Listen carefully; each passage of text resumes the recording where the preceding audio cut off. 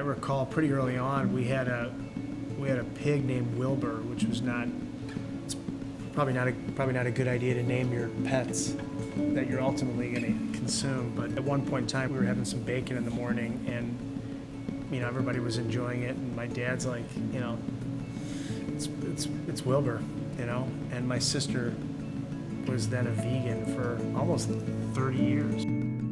I grew up in a family that appreciated food for its seasonality, trips to the farmers markets, the anticipation, excitement about certain vegetables coming into fruition from the garden and embracing that time of the year, that season, whether it was strawberries and peas in the springtime, pumpkins in the fall. I did have a lot of preserved items growing up, but I don't think I appreciated them as much as I do now. I was not a huge fan of pickles and stuff when I was a kid.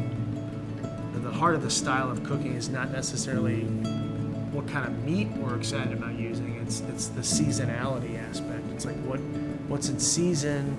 We're excited about asparagus or whatever it is. We're coming into the fall now.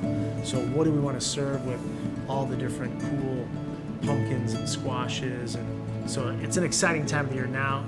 Come February, when we're still dealing with turnips and celery root, it's not as exciting.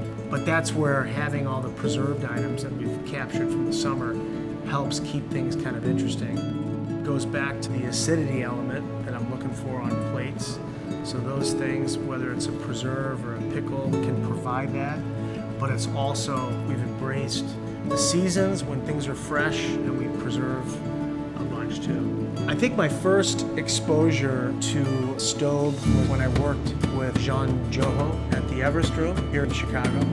You would sear the bass in the bottom of the cocotte with goose fat. So then you would build it with bacon and sauerkraut, like an Alsatian white wine.